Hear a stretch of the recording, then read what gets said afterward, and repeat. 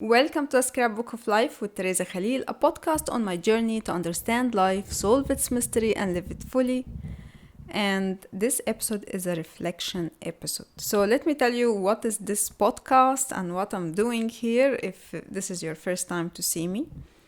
So I'm a documentary filmmaker, a writer, and I started this journey with a documentary film because I wanted to understand life. I wanted to understand this experience of existence. So I started meeting people who changed their belief and why they chose the belief that they believe and why this belief is making their life better. Recently, I met two very interesting human beings. One of them was born different and she is following her heart to live life in a better way and overcome suffering. And then I met Dr. Randy, who converted from Judaism to Baha'i because for her, Baha'i made her life better. So I will tell you in this episode, where am I now, what do I believe, and how I see life at this point from the people I met. Come, and with me, flip through the pages of the scrapbook of life.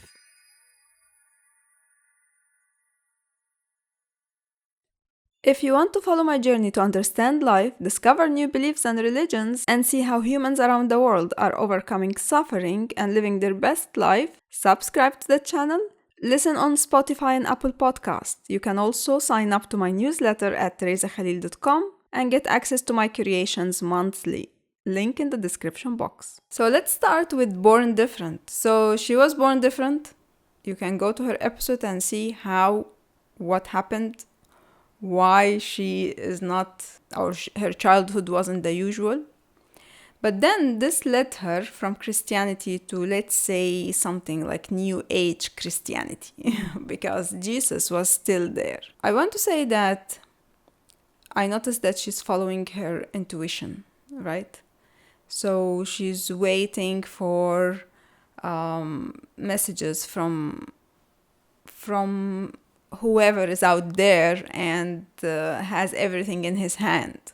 And so she's looking around and all the time prepared for answers to questions that she had in her mind or something that is confusing her or disturbing her. She's always looking for answers around her and follow those answers. And for example, this story when she was waiting for, or like she was hoping to find the one, her life partner. I was still in very heavy feelings about it, and I started yelling on God. I danced the shit out of myself back then, and I stopped and I started screaming at him like, what are you doing with my life? I asked you for the partner because I was consciously manifesting what I want next, what kind of person. One day she was dancing and she received a message. She was dancing with that guy who she never thought is the one, and she received a message that tells her, no, this is the one for you. And she follows this and she tried to give it a chance. But then what I discovered at the end of the story is that it turned out that he wasn't interested. And now in this era where we are living, like just a few years ago, there was a trend called minimalism. And now there is a new trend called living an authentic life or following your intuition. So people now are like giving courses. There is someone I follow. Her name is Ashley Esther. She's like teaching people about intuition and how to feel those messages and how to follow them and how to make your life better through that. But to be honest, when I observe life, I see that it's not that simple. It is not that you have a voice inside you that you just need to listen to and then it will guide you around. So instead of, this is just a replacement of God. So instead of waiting for God to guide you, you are waiting for this inner voice and this inner intuition to guide you. through suffering, through whatever you are facing in life. I know that this is, let's say, a recipe for a disaster because I was raised with a mother who was all about understanding and connecting the dots and adding this to that and try to see what her gut is telling her and what signs around her that can explain what she's going on. And to be honest, at the time it was exciting, and I was all the time trying to predict what is about to happen or what's going to happen. But now, as I left all this behind, I feel more free because I'm not bothered anymore by listening to my intuition or to listen or paying attention to signs around me that is going to guide me to something. Because I lived that life since I was a child, as I said, because my mother was into it. And if I'm having an interview, for example, in a certain place, I would see what the date is and how do I feel about going to that place? Do I really want to go or not? And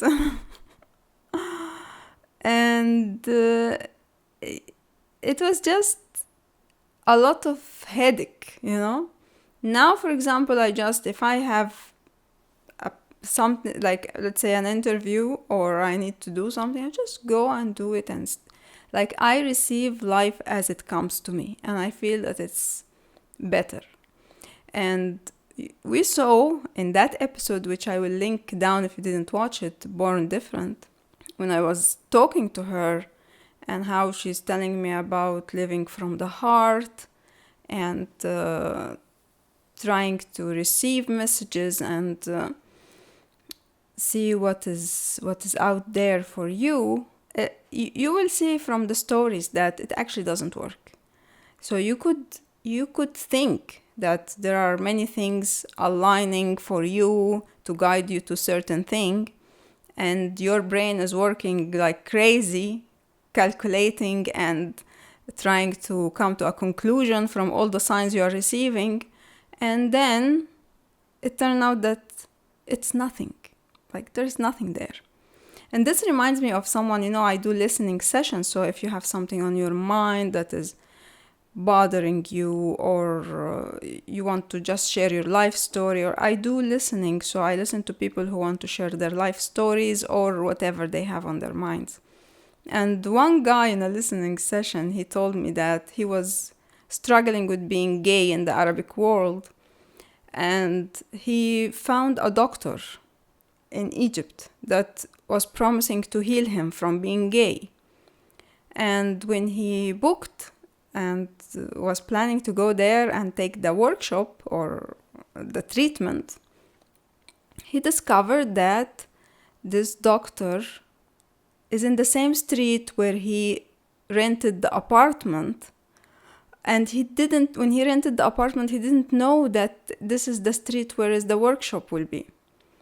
And he thought that this is a sign from whoever that is telling him that this treatment is going to work out and that it will be the end of his suffering as a gay and he will be healed. And of course, later on he discovered that no, actually being gay is not is not a sickness. But you see, that's how the human brain is always doing. You are trying to connect the dots, trying to understand what's going on. And sometimes people take this so far that you are just sitting all day busy trying to understand the science that is around you. And many times it doesn't work, okay? Many times. And if it worked, it can be just a coincidence. So I'm not someone who say that everything happens for a reason. Some things happen for a reason, but not everything happened for a reason. I don't believe so. Many things happen for nothing. The second person I met was Dr. Randy. To be honest, she's the most one I connected with. Like the way she think, this idea of planet Earth is your country, and doing good is the most important thing. And discovering the Baha'i faith was for me something so exciting because, as I said in the episode, that in Egypt, being Baha'i is something like a crime. You have to hide it because you will be in big trouble if you announce or just share publicly that you are a Baha'i. So that's why I was so curious to know. And there are a lot of things that I loved about the Baha'i faith, or the version I discovered of the Baha'i faith through Dr. Randy, okay? So I'm going to share with you now what I liked about the Baha'i faith and what I didn't like. Okay, what I liked about the Baha'i faith is the idea of the afterlife, that in the afterlife there is no hell or heaven, but still your soul is responsible for your doings in life. That's on our soul. And in the next world, we're not going to be congratulated. Oh, you did a great job murdering all those people. But there will be punishments or repercussions. We don't believe in a physical place like a hell with fire where you have your physical body burning up, or a heaven with angels and harps, singing and ice cream. I don't know what you get in the next world. But so, as she said, if you murdered someone, then of course it will be on your soul. And I like that there is no hell and heaven. I like this idea that there is no levels of religions. So it's not only that the Baha'i faith followers are saved and the rest are doomed, but like each human being is responsible for his doing. So this is I like. But then the idea that your doing is on your soul and you need to work out something in the afterlife, it just doesn't match with how I see life, because as now I know more, as I become more conscious, and as also human beings start discovering more about life and human beings, we discover more and more that our free will is so limited. I would say that if we have a free will, it is about 5%. And so, if we know what we know now, how is it possible that after life, I'm still responsible for what I did? If now me, as you saw on my channel, why I don't forgive because I understand. And I know, for example, that this murderer, he is a psychopath. Like, how can I blame a psychopath for being a psychopath? How can I, as I say, if I walk in someone's shoes, I will do what they do. So this is the thing that I wish there is a belief that says that you have very little saying in your doing. So that will be a belief that really discovered things that we, majority of people don't know about yet. So it will be for me like a belief from the future, because it is connected to what we are discovering now recently from research and observations, and that human beings have very limited free will.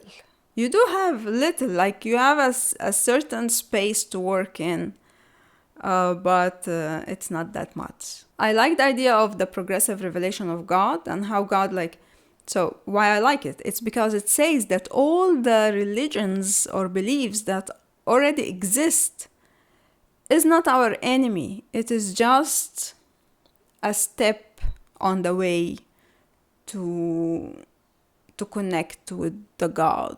So according to Dr. Randy, that you don't look down on other beliefs and religions. And I think this shows from also the service in the Baha'i faith. So in the Baha'i faith, you do international services to other people in other communities. I just hope that it is not about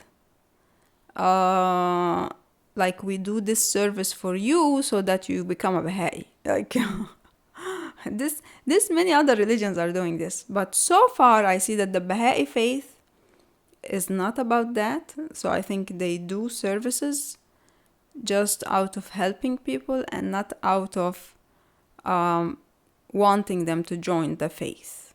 And if someone disagree or someone has a different experience, you can let me know. I like also about the Baha'i faith that there is no clergies or like what we call faith men or religion men, like priests and sheikh and all that.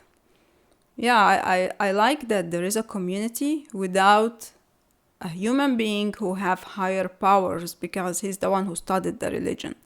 Because I believe that in every belief or religion that you can study on your own, right? You have a brain, you can make sense of things, and yeah, maybe you can discuss it with the community, you know.